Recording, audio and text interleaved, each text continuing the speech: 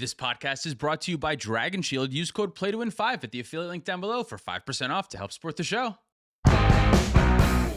Welcome to the Play to Win podcast, where we talk about winning in cEDH. I'm Cam. I'm Dylan. And this week, we are implementing a completely new podcast structure for the year of 2024. Yeah, we're doing a couple of themes or boxes or sections. What are they called? We have segments that we're going to do. Yeah, we're going to do segments on the podcast now. Yeah. So I think this would be a great way for us to be able to hit as many topics as we need to in the podcast. Starting the year off strong. I'm excited. January 2024. Structure. Let's go. Structure. Yes. Structure and Something organization. that both of us are great at. Yeah.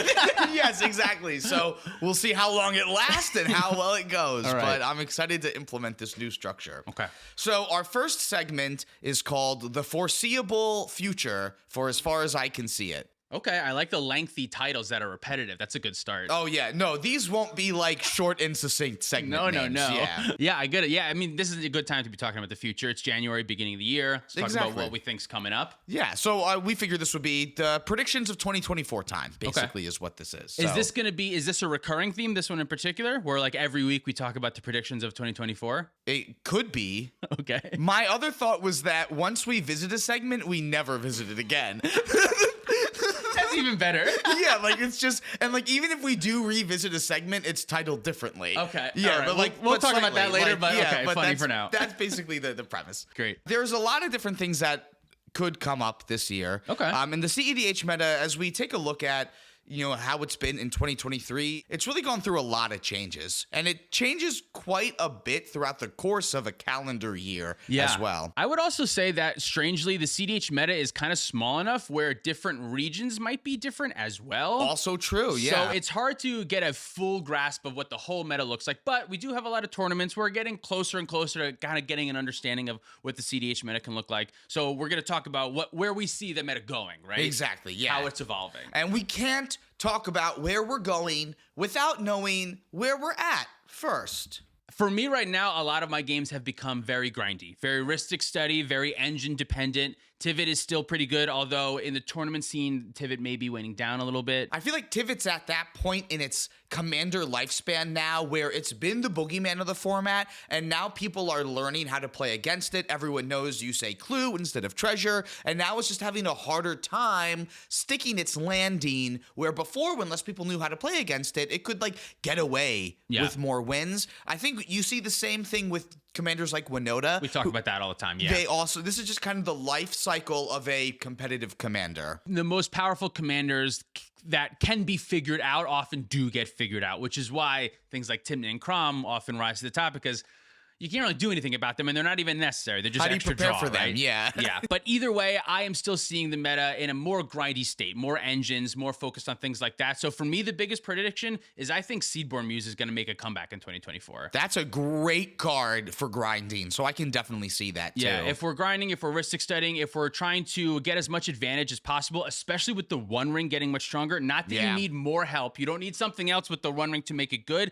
But God forbid you do get these two out together, you take over the game in a turn cycle very easily. Yeah, you really do. I've been playing Seedboard Muse in my Kenrith list, and when I was putting my current Kenrith list together, I was not noticing a lot of other people leaning in on Seedboard Muse, and I think that's because a lot of Kenrith lists will kind of look at Kenrith as more of the backup plan, as opposed to a deck that's trying to jam out Kenrith as quickly as possible. Yeah, and your plan for Kenrith is very much like, this is a Kenrith deck. I'm trying to make Kenrith good, and I like that right now. Especially if you're doing Seedborn, if you're doing the engine stuff, Kenrith is the engine. He is the end game. And he does everything you need to do in order to be that end game. As far as late game strength, Kenrith has it all. So if you're looking to push into the late game, Kenrith, I think, is a great option to do that, and I think going forward, that is going to be the case. Yeah, so I definitely agree with you. I've been really happy with Seedborn Muse in the meta right now, and I can only imagine that the more cards that I'm trying to draw and the more mana I'm trying to use in a game, Seedborn Muse is like the way to make the most amount of mana possible in a game of cEDH, probably, right? Besides maybe Dockside, and you're going to be using Dockside with Seedborn Muse. I guess, like, it's probably okay. in the short term, Dockside's better, but if you want like a long-term investment, Seedborn Muse is going to get you there, And often, all you need with Seedborn Muse is just a turn cycle. If you can activate 1, 2, 3, 4 and do different stuff, you'll be able to take over the game pretty quickly. But if the format does go in that direction, if we do lean more in towards engines and more late game and more seed use, I also think things like Narset Part of Veils and more prominently Orcish Bowmaster are going to get even better. Things that punish that card draw, I think, are also going to continue to be and become even more valuable in 2024. While we're on that topic, I think the growth of Shieldred the Apocalypse will even see more prominence as well, too. Definitely. I've been trying Shieldred in Bloodpod, and it's been great. It's like a clock on a lot of decks. It slows down the decks that are trying to grind and do all the engine stuff a lot because they have to second think about some of their draws, and oftentimes they're not going to, but before you know it, they're going to be like 10 life, and you might be able to just finish them off. So I definitely agree. Things like Shieldred, Narset, and I'm also stretching towards other things. Anything that can punish card draw. I'm looking at Notion Thief a little bit more hard than I normally would have. Even with Orcish Bowmaster. Even with Orcish Bowmaster, because they're not always going to have the Bowmaster. You do have counterspells in your deck. Yeah. Like, I understand the thought process of trying to play around Orcish Bowmaster, but just having other ways to punish that same thing that Orcish Bowmaster punishes, I'm looking at a little bit more than I was 6 months ago. If you're trying to be a little bit more aggressive on the punishing as opposed to the defensive on the receiving end. And especially if you're the type of deck that wants a couple of stacks pieces, if you just want a little light stack sprinkling in, I think sprinkling in the draw hate is going to be helpful for those type of decks. I think so too. The only problem that I have with your argument, I think I agree with you on everything else, is that you said that you have counterspells and you don't really for Orcish Bowmaster. So that's true. That's the only thing that I would say. But otherwise, I think I agree with you. In the decks that are like more in these Grixis colors anyway, you're not trying to jam a ton of stacks pieces, but the advantage pieces, which is really what they are. Notion Thief is getting you advantage and also hating on what the other player's trying to do.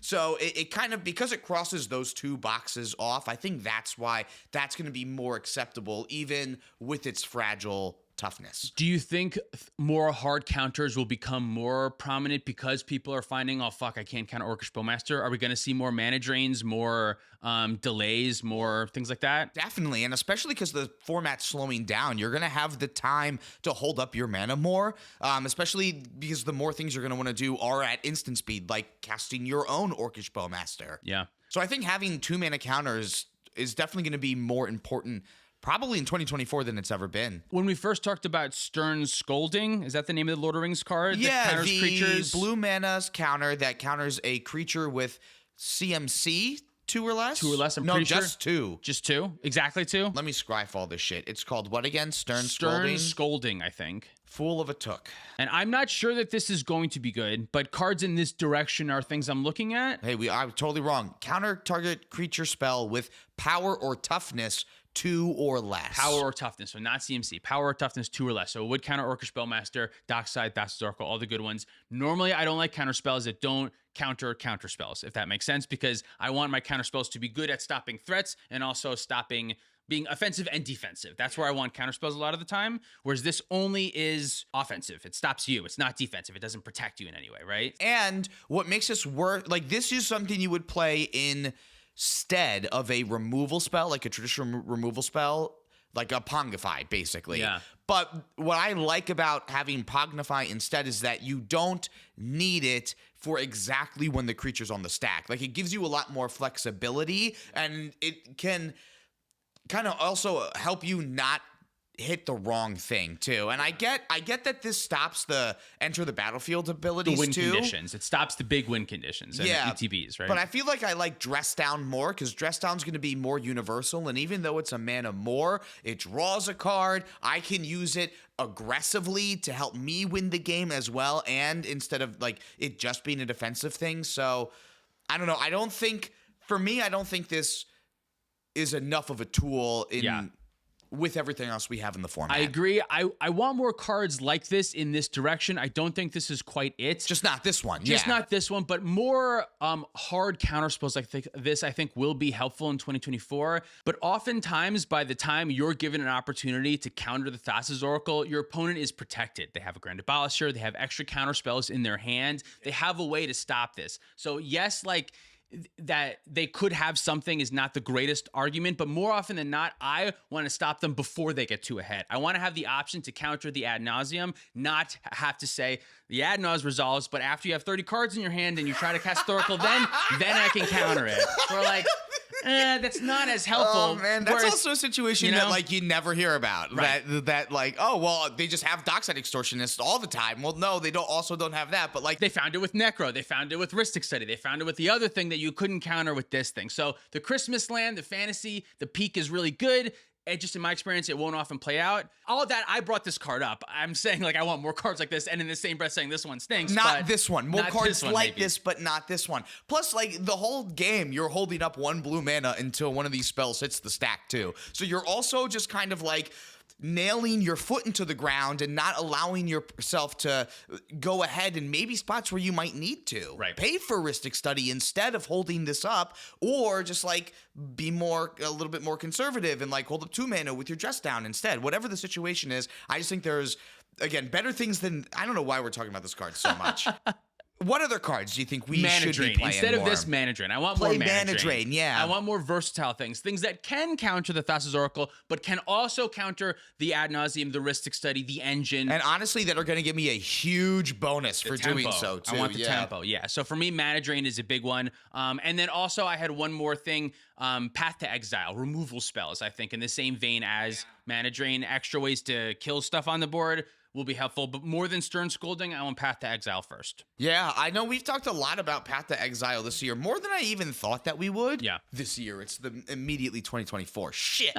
But I do like Path to Exile, especially in a format where people are playing 4 or 5 color decks a ton and really not running any basics. It's just like a straight up 1 mana removal spell with no downside. Yep, I imagine as you get later in tournaments and you get to a top 4 that's full of blue farms and blue farm. Yeah. Right? Is my brain melting? Yeah, blue farm. Blue farms and Tivits. More and 4 and 5 color decks that aren't playing basics. A lot of times Path to Exile. Not Tivits. That was stupid.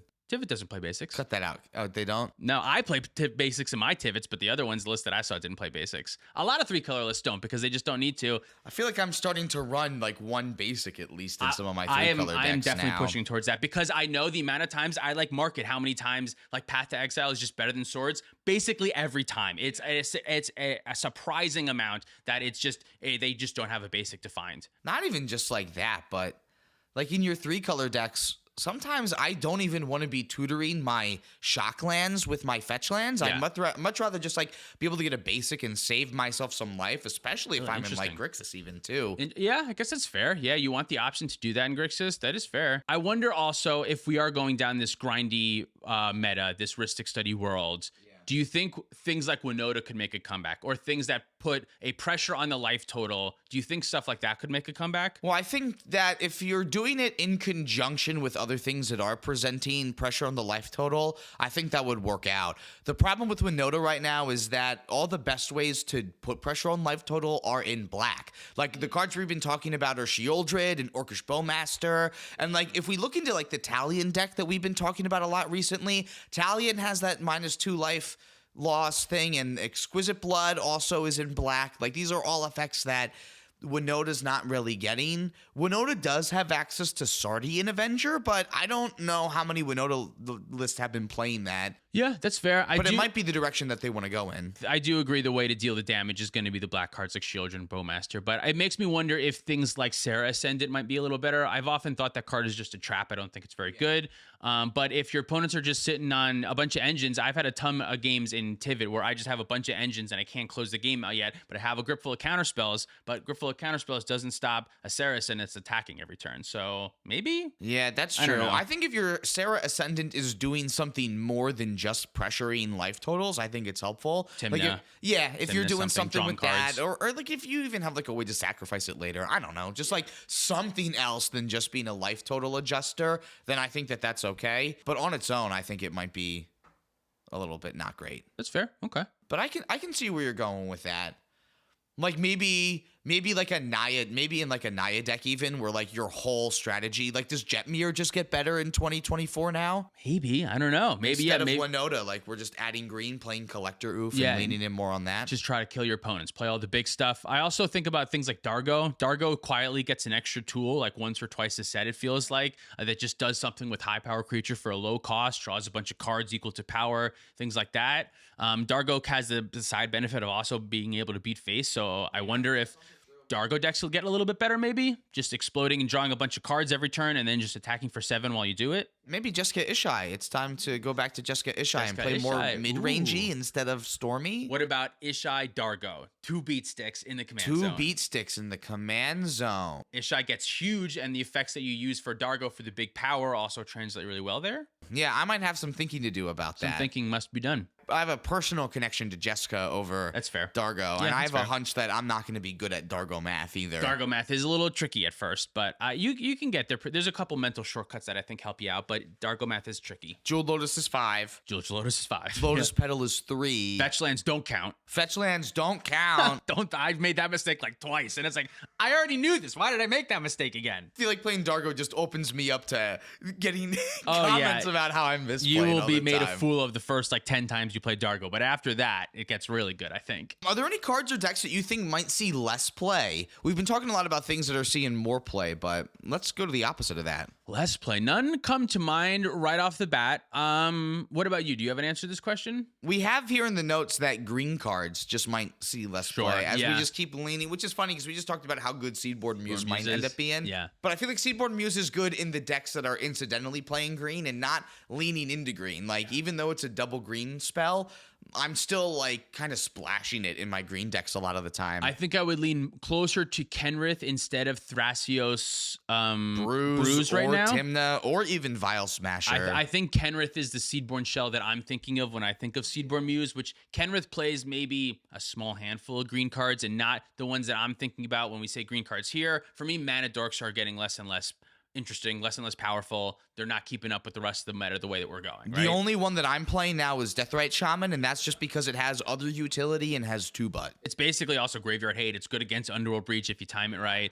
I still like Birds of Paradise. The fixing is great, but it's on the chopping block for sure. And a lot of the other ones I've also trimmed down on too. Especially in a deck that can play like Lotho now too. Like, I feel like it does have 1 toughness, but I don't also feel like I need so many mana dorks. This can get me mana on the turn it comes out, and more than 1 a lot of the times too. Yeah, that's true. Yes, leaning more towards engines for the mana production will probably be, if we're going into the engine world, that might be where we're doing. So more cards that we think are going to see more play. Smothering Tithe. Oh, woof. Yeah, big time. Smothering Tithe. If we're slowing down, if we're getting into that world, Smothering Tithe is great there. Yeah, definitely. But other cards or decks that we think might fall out of the meta a little bit more? No, I mean, I can't really think of any. My gut says Atraxa will fall out a little bit, only because I think Atraxa is good because it's new and it's good enough. But I think other things will take Atraxa's place. That 7 mana cost just makes your commander kind of not really useful until you're winning a lot of the times. Not having access to something in the early game seems, I don't know. 7 just seems a little bit too much for me. But the deck has been winning. That would be my one prediction, is that I think Atraxa might fall out. What about you? Are there any other decks for you that you think might not show up quite as much in 2024?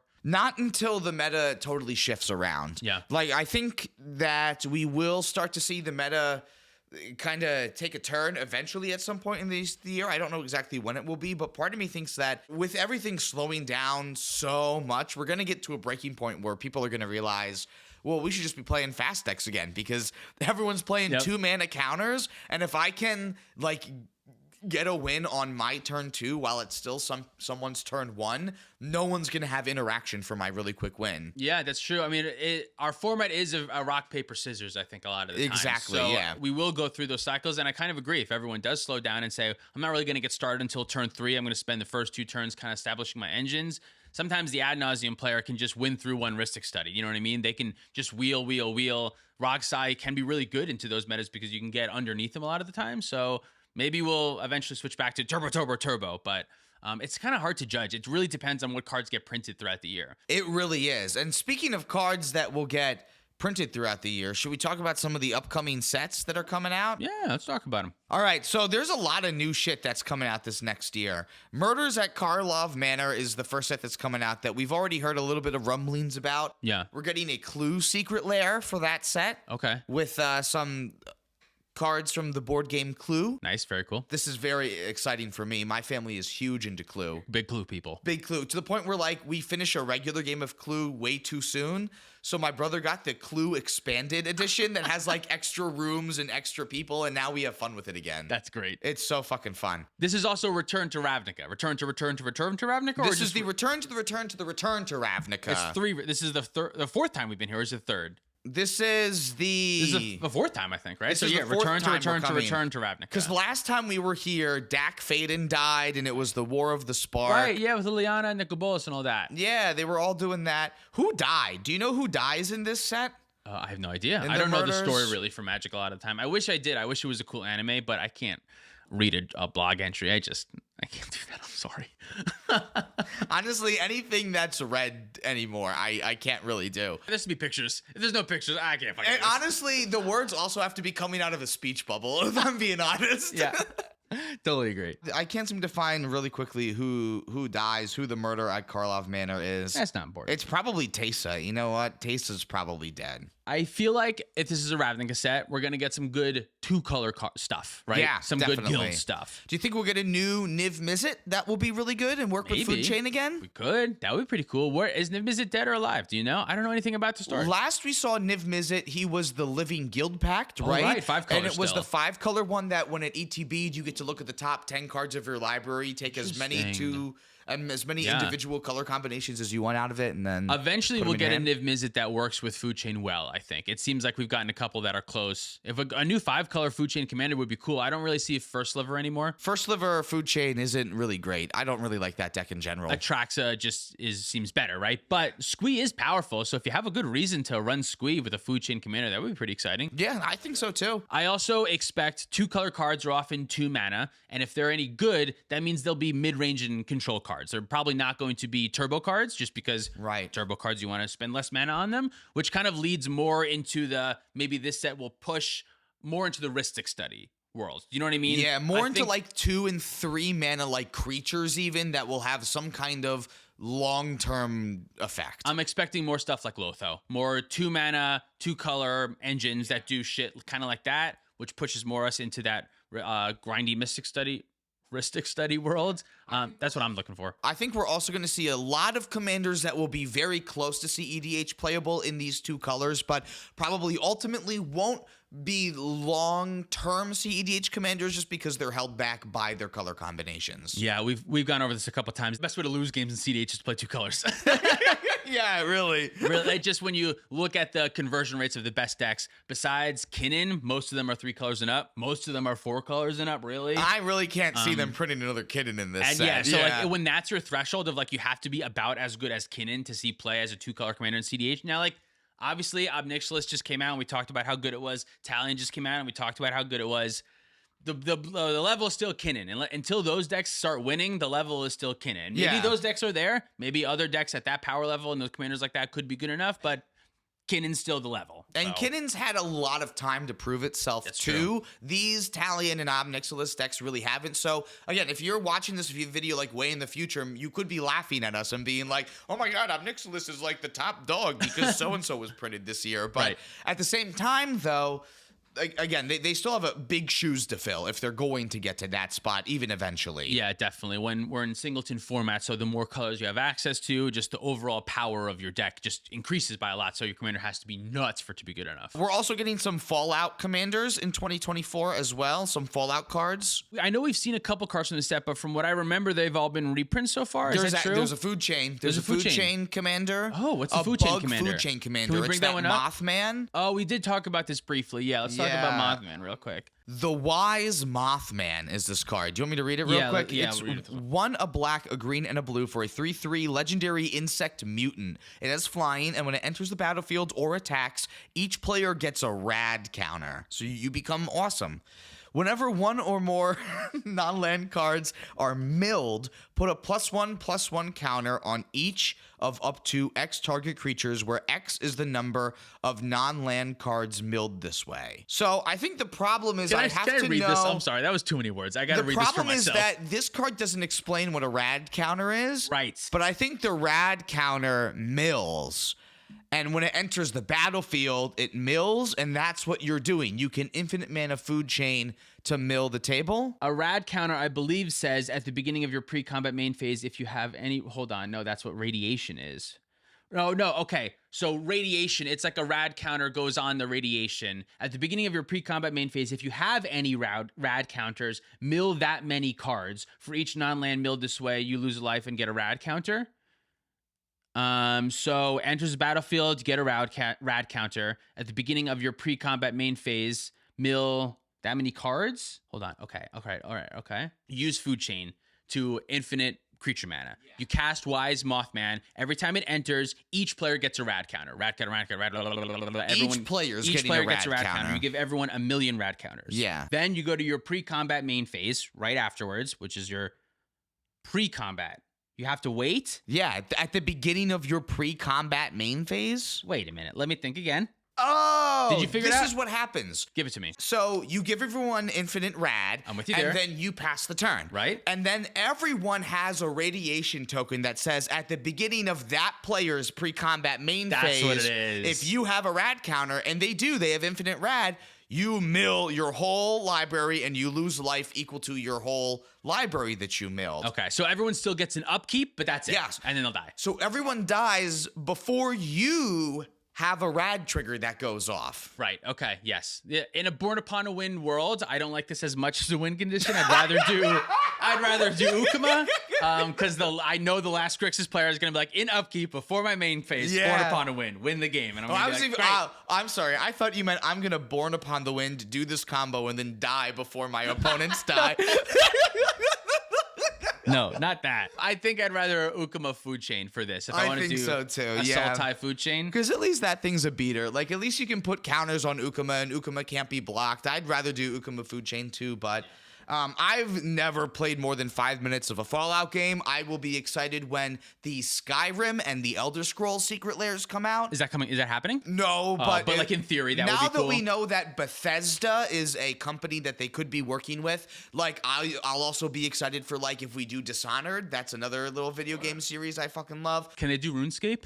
I'm sure that's something that will come up eventually. RuneScape. That would be cool. That would be so fucking sweet. I would love that. Holy cow. Should we move on to some other stuff going on in 2024? Let's talk about Outlaws of Thunder Junction here. Cowboys, right? This is Cowboys, yeah. This is Oko Cowboys? Is that what we're expecting, right? Oh my god, Oko is in this set, yeah. They can't make it as busted as the last one, right? That would be a little... Probably not. Do you is Oko going to be Simic, or do you think we're going to have a Simic Oko? I don't know. I don't think it's changed colors, has it? So this Oko and the art that you can see on screen here, this is looking a little red. There are some red colors. You think we're going to get like a red Oko? Teamer Oko? Maybe, yeah. To be honest, I don't know much about the story, but that would kind of make sense, I guess. So a lot of Planeswalkers aren't Planeswalkers anymore because of what happened in March of the Machines. Right. Did Oko get hit by that? Is Oko going to be a legendary creature that we could have access to as a commander? If you know the lore, you probably have the answer to that, but... We don't. I don't know. So, no. Are we expecting, like, Cowboy as a creature type? I would be surprised if the term cowboy is on a card. Yeah, that would be a little silly, but you like I think something more like renegade or wrangler, or like I think a more neutral term would be used instead of something like that. Yeah, I agree. You can't really do cowfolk. That kind of sounds like merfolk, but cow people. Yeah, definitely. You had a conversation with the Mind Sculptors, right? Yeah. They have a whole thing going on with their audience about what cowfolk means. Okay. And obviously it's people that also have cow attributes. Yeah, cow on the top, human on the bottom, or is it human on top, cow on the bottom? Because human on the top, cow on the bottom is kind of like a... Or is it like satyr my almost. thought? It's like a milk tank, like a human milk tank, like the Pokemon just milk like, tank. Okay, just like a human overall, with like huge fucking udders on its like front. a humanoid cow. Yeah. Okay. A humanoid cow. That's what I'm thinking. I don't know what to expect. If you told me this set was coming a couple years ago, I would have been like, guns don't belong on Magic cards. I would have been annoyed. But at this point, anything belongs on a Magic card, so I don't know. If in Mortal Kombat there's a character with guns that's shooting people and they're just like getting back up and fighting again, like I guess I can make believe that's happening here too. Yeah, I don't know. It's going to be interesting. I truly don't know what to expect. I imagine we'll see some vehicles. Ooh, what if we see like horse vehicles? Like you can ride a horse, like a vehicle, but it's a horse? We should see that for sure somehow, right? A creature. I think they should just put crew on creatures. Is really what it should be. How would they do that? Because the creature can't be. Maybe it will have text that say it can't attack unless it's crewed. But like, I would hate to see a horse as an artifact. Yeah, because a horse is a creature, right? Because it's historically been a creature. Horses are creatures in Magic. Yeah, that would be cool if they did something like that, a commander or something that said horses cannot attack unless they're crewed, but crewed horses get +3/+3 or something. Yeah, like, you know what I mean? Like a busted upside. That would be kind of interesting to allow you to kind of like ride your horses and stuff. That would be super. I hope they do that. That'd be funny. I'm excited for what the land cycle is gonna look like a bunch of just like Wild West towns and land stuff? cycles. Yeah. I wonder if we'll go back to deserts, like have like the desert subtype. Does that make sense? There's a ton of cactuses in this photo here, so that's what I'm thinking initially. This is just gut reaction. I haven't read much about what others are expecting. This is just what I would expect. We're looking at pictures and judging what's coming out based off pictures. Yeah. So what about guns? Would guns be like an equipment that you can like tap to deal 2 damage to something or something like that? I think it would still be like a sword. It would still be like a sword, but maybe there's like a reload mechanic that goes like it comes into play with like 3 charge counters on it and it does something. Like bows have done that. That's true. Bows have done Bow of Nylea. Like you have to tap it and it does an effect. I imagine the cool cowboy guns you'll have to tap them, and I would think 2 damage to a creature or 1 damage or a damage to a creature or something. It should be more damage than a bow and arrow though, right? You would think it should be kind of a lot of damage actually. Do you think that other planes are gonna find out about the existence of gunpowder and then we're gonna start to get like even more mechanized things, and like 2 years from now we're gonna have legit fucking tanks and RPGs in Magic the Gathering, and that's what it is? Yeah, probably. I think no, they're gonna keep the fantasy element obviously, but I think we are opening the doors more and more to more futuristic stuff. Not that Cowboys is futuristic, but from where we were in Magic, it feels very futuristic. In a couple years, we'll see like outer space laser guns, and it's going to be much more sci-fi-y. We already had the Infinity set that recently was space themed, right? And that's how they tested it. Yeah, they tested it and probably went over. I don't know. Did it go over well? I thought the lands looked awesome. The space lands. So people only care about the lands from those sets. That's how they sell packs. Is they put cool lands in it, and then like a handful of people care about the rest of the cards. Yeah, I surely would not buy anything from the set without those lands. Modern Horizons 3 is also coming out in 2024. I feel like this one's going to have some powerhouses. I think we're going to see a lot of really powerful creatures from this set and a lot of pretty powerful 2 and 3 mana spells that might be hard to fit into cEDH decks, but are probably really worth putting in. Yeah, I think even though this is a Modern Master set and the set will be designed for Modern, Magic is run by Commander right now. Commander is the top dog. It's the biggest selling thing, and they keep that in mind. So even though the Modern cards will be pushed, I think they still will be like playable in a cEDH sense. So I definitely imagine them doing more things like each opponent that would be good in regular 1v1. Yeah. Each opponent you got 1, but in multiplayer, each opponent becomes more. I would expect more cards like that just overall, but in this set in particular, because although they want to sell to modern players, they're still going to want to sell to casual players. Commander players. Yeah, especially because this is going to be a set that's going to be priced a little bit higher too. Yes, exactly. They're going to need some big heavy hitters for Commander players, I think. Historically, other things that we tend to see in these sets are callback cards to other cards. So maybe legendary creatures that didn't get cards will get them now. So we'll certainly see a lot of Commander options that will come up from here as well. A lot of, like, I would say 2 to 3 color Commander options primarily here. I wonder if, since Ravnica is probably going to be 2 color focused, I wonder if Modern Horizons or the Oko Cowboy set will be like 3 color centered or monocolor centered, or like not 2 color. I could see that, yeah. Like leaning more towards the 3 color stuff. Modern Horizons, I'm not sure. In the past, I feel like they're more like monocolor focused with the powerhouses, but I don't know. I'm not sure if that's true. I feel like they have. Oh, in this last one, I feel like they have been, because like the big ones that we got are like Dorothy Voidwalker, Esper Sentinel, and then all of the elementals were all singular colors. When I think of the Modern Master sets, those are the cards that I think of, so that's why I'm saying that. But yeah, either way, we'll get some strong cards for sure. That will definitely be like that's probably like the set I'm most excited for cEDH, because I feel like we'll certainly get like a couple of sprinkles throughout the year from all these other sets, but this is the one that I'm expecting to have the most power in and have the most impact. And I've also been playing a lot more Modern recently, so I'm also just excited for Modern cards. Me too. Right? Like that's also going to be fun and cool. Timeless, by the way. Oh yeah, have you played it? Arena. Yeah. No, but I've been seeing a lot of other people playing like straight up Modern Jund in Timeless. Oh, yeah. Well, you can play Necropotence. Why would you do that? Because I can play Jund. I can play Bloodbraid Elf and Orcish Bowmaster and Ragavan all in the same deck. That's true. Yeah. You should make some Timeless content, I think, for Patreon. Hell yes, I will be doing that. Yeah. Yes. All right, cool. All right. Do you want to talk about some more of these sets? We're going to get an Assassin's Creed set. I never played Assassin's Creed. Did you? I have played Assassin's Creed. I don't think this is a set. This is a Universes Beyond that we're getting. It's a Universes Beyond offering. It'll have new boosters that are non-draftable. Okay. So it's probably like 5 cars in a booster pack or something. In Probably Assassin's Creed's something like card. that. Yeah, like a little gotcha thing. They jump on the roofs in this game, right? They do, yeah. Yeah. Everyone's incredibly difficult to control in this game, in my really? opinion. Yeah. I feel like I always jump on ledges and fences when I don't want to be on ledges and fences. And then I'm like, I'm not sneaking anymore. All right, yeah. I get frustrated with these games. What kind of creature types? Is it just like humans? What are the bad guys? Like, what are they? Do you remember anything about them like that? They're all humans. I think this is going to be mostly based on like stealths.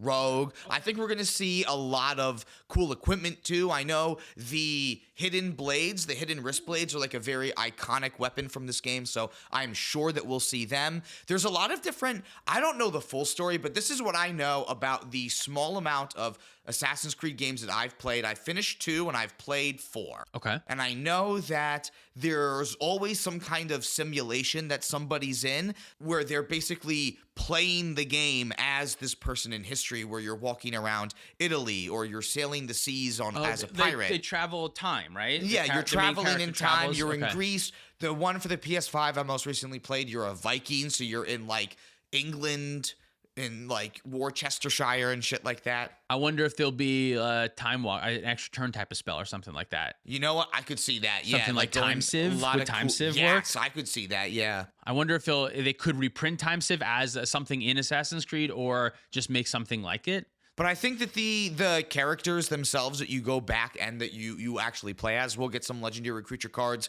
Ezio is the name of the character that you see here, I'm pretty sure. Okay. He's one of the more famous ones, so I'm Would he sure be a we'll get a card from planeswalker him. if he's going through time? Do you think they'd make him into a planeswalker? I think if anything, the characters, like the modern day human people, they would do as planeswalkers, but like Ezio himself doesn't travel through time. Oh, okay. Interesting. He himself is stationary. Like the people that are going into the simulations are simulating as different people in every game. Interesting. Okay. Cool. That'll be fun. I don't know. Yeah, it'll be fun. It'll be cool. It'll be interesting to see. Yeah, I don't know enough about that game series to. It's one of those series that like I play a lot of video games for the gameplay and just skip the story. Yeah. I'm a terrible video game player. You just want the action. I just want the action Yeah, I and the feel cool that. stuff. All right, moving on. Let's go to the next step. All right. What is it, Bloombar? I have no idea what to expect from this. Bloombar is another new plane showing off a world of anthropomorphic animals with no humans. What's anthropomorphic mean? That Where's means Tyler? that's animals with human qualities. Is this like furry stuff? Remember the cowfolk that we were talking about? Cowfolk are showing up. Cowfolk are showing up. But yeah, okay, cool. I don't know much more about it besides to make any speculations, but We're going to see a lot of cute animals and maybe some of them will be cEDH. I wonder if it'll push any typos to be a bit more prominent. You know, any more like themes like a rat deck. Oh, yeah. Or, Definitely. You know what? Rats in non-black. I would expect to see here, which I Interesting. think Some could be cool. color-shifted animals, maybe? Some color shifting here. Yeah, I can't imagine that this mouse that we're looking. Well, I mean, this could also be a mouse. This could also be creature type mouse. But Should we move on to the next one? yes, so the final set of the year for this year is going to be Duskmorn, House of Horror. And now this is quarter 3, and we do have 4 quarters in a year, so there may be others that either haven't been released or we just don't know of yet. This is at least this release cycle. Their year it might be different than the calendar year. Okay, sure.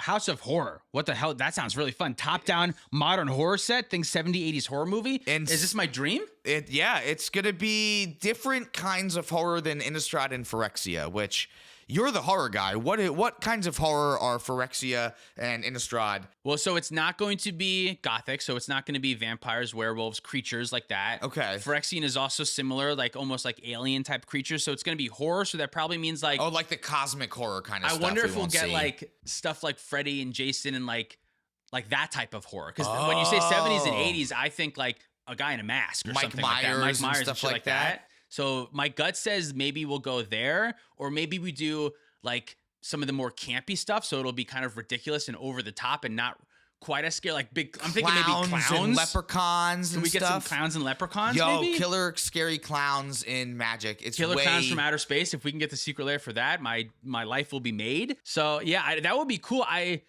I imagine the black cards in the set will be pushed. If we're doing horror themed, that's see what I'm that, thinking yeah. right away is the black cards might be a little bit extra pushed in this set. Is Freddy Krueger an 80s character? Sure is. Yeah. Cool. Yeah. We could, I don't know. Like, If we get secret layers for some of like the big like heavy hitters like Jason and Freddy and all those, that would holy shit sell a ton. Now, is like the Mummy, Wolfman, like these kind of classic maybe names they say too? 70s and 80s, and those stuff are pre-70s and 80s. There's pre-70s, so 80s. I don't know that they still might, but I would not say the Mummy. I would not say Wolfman, especially if they went out of their way to say not like Innistrad. Not Innistrad. It might Definitely be not strange. Wolfman then. So yeah. maybe, and they didn't say like classic horror. They said like think 70s, 80s horror. Oh, good point. Yeah. So so that's definitely more like the DLC characters from Mortal Kombat 11 then. That doesn't mean anything to me. Yeah, what does that mean? It's like Jason and like Texas Chainsaw Massacre guy. Yep. That's his name, Texas Chainsaw Massacre guy. In the credits, it's so long.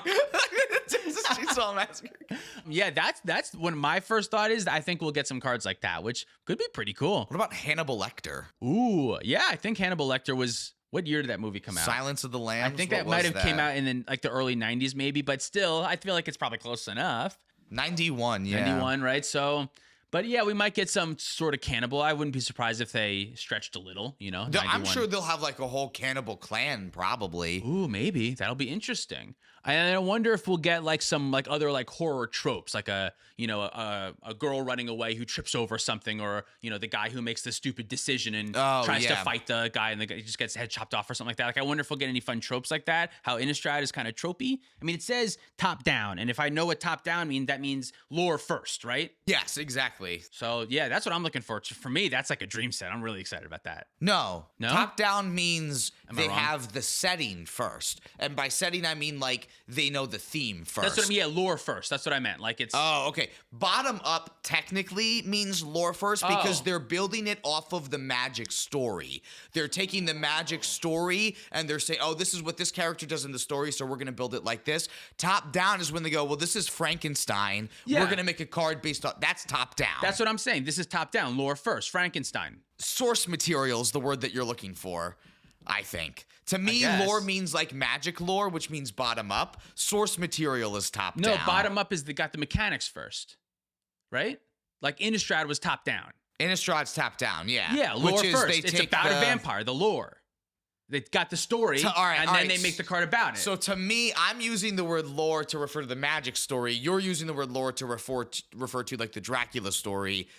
So I think we just got our wires crossed for a second. If it was Magic We're both lore, right. If it was Magic lore based, like is War of the Spark top down, or is War of the Spark is bottom up because they take cards based off the story in War of the Spark. I thought bottom up meant it's mechanics first. They want to use Threshold, and they make a set about Threshold. They want to use Kicker, and they make a set about Kicker. That's what I thought bottom up means. But what the fuck do I know? You probably listen to more Mark Rosewater podcasts than I did. I thought top down is start with Frankenstein, make a card about Frankenstein, and bottom up is make a big creature and then say, oh, this is Frankenstein after we make the big creature. Okay, so the most broad definition of bottom up is a bottom up. This is Wikipedia. A bottom up approach is piecing together of systems to give rise to more complex systems, thus making the original systems subsystems of the emergent systems. This is something different. We need magic. What is this? We need specifically magic related bottom up. Oh, okay. Yeah, I think you're right then. Yeah. Wizards designs on a mechanical theme for a new set, usually a broad one,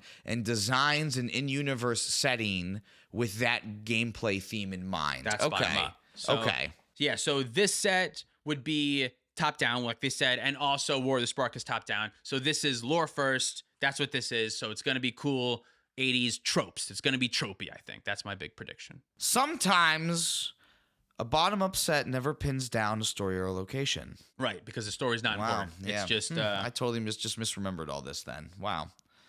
I was like, oh, I'll find something that proves me right. And I did not. What if I read it differently? Yeah, I feel like a fucking anti-vaxxer all of a sudden. But no, now I'm not. I'm changing my opinions based on new facts that I came up with. Fucking stupid name anyway. Why is it so close? They should All just right. name it story first, set first. Yeah, right. All right. Well, I have one last thing that we want to talk about. It turns out we might not even be getting around to our next segment here. I have one other thing I want to talk about prediction-wise.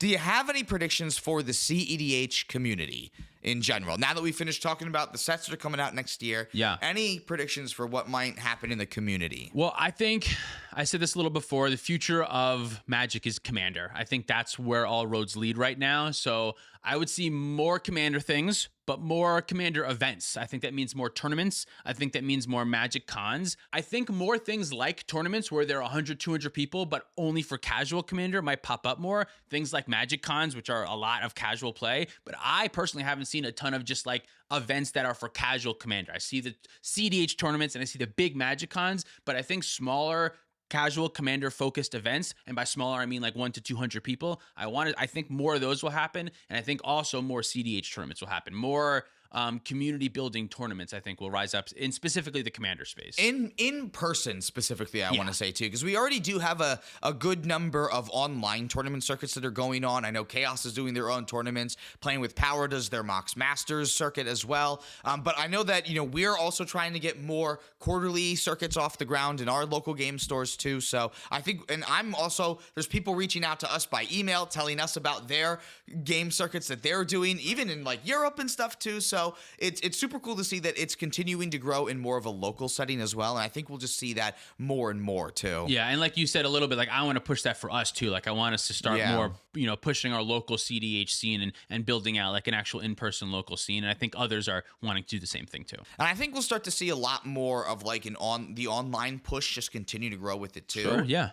Moxfield has asked me for my birthday, and now I need my birthday in my Moxfield account. So I'm suspecting, and based off things I've seen on Twitter, totally expecting social media on Moxfield now. Oh yeah. That's totally that's my prediction for 2024. Moxfield, make it happen. Yeah, and I wonder if an app, if we'll ever get an app. I know Harry says, "What's the point of an app?" I like apps. I don't know. Honestly, I would probably have Moxfield open on my phone significantly more if I had an app for it instead of having to pull up Safari and have it be a web browser all the time. I do Chrome. I'm on an you do iPhone. Safari. You use you have Chrome on your iPhone? I use Chrome on my iPhone, yeah. Safari sucks. I hate it. Well, I know, but like I didn't know that I could just get the other one on my iPhone. You just get Chrome. At least I have it. I got it somehow. That would make my life infinitely easier. Just look it up in the App Store. It's there. We'll get it after this.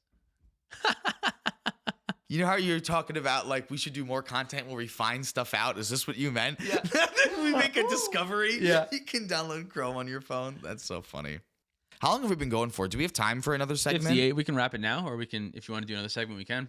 This is a pretty long segment. We'll save it for next time. Because we have a lot of stuff to talk about, and I feel very strongly about. All right. Well, it's been almost an hour. We have another segment. I think we talked about 2 segments in our brand new topics of segments, but we'll save the long one for the next podcast. I'm pretty sure we talked about one segment. It's just been one thing. This podcast was just one huge fucking segment. All right. Well, we can ramble about Magic. We learned that about ourselves today. We didn't know that before. Thank you so much for watching. If you'd like to support us directly, you can do so on Patreon, like our $100 patrons, which really means a lot right now because I am currently going part-time and making my way towards full-time within the next few months. So any additional help that you can give us on Patreon would be greatly appreciated. Thank you so much to these people. Big shout out to Devlin, Mark Cirillo, Alan but in lowercase, Zachary Nelson. She doesn't even go here. SoCal Acura, Stormageddon, Luke Cook, AJ Alvosabi, Demon of Rosgrees, Uncle Butts, Kawaja A. Hamid, Lauren Connell, and Baby G-Bus. If you want to pick up any of our merch, you can do that at playtowinmtg.com. Big shout out to Dragon Shield for supporting the show. Make sure you use our affiliate link down below and get 5% off your order with code PlayToWin5. Check us out on Instagram, TikTok, and Twitter for more content. Thank you so much for watching. See you next time. Zachary Colson, Alex Musselman, Tyler H, X Tyler the Tree X, Malcraft, Driving Crooner, Jabaha, Dalton Poteet, Kadonis, Lutree's dad, Mitchell Shepard, Justin, Man Solo, Pedro, Jacob Depp, Michael Ballou, Jan Wildfang, Thomas Bueno, and David Nelson. We just blew out the candle. Candle. We blew out that candle. It's so smoky now. What a weird candle sound.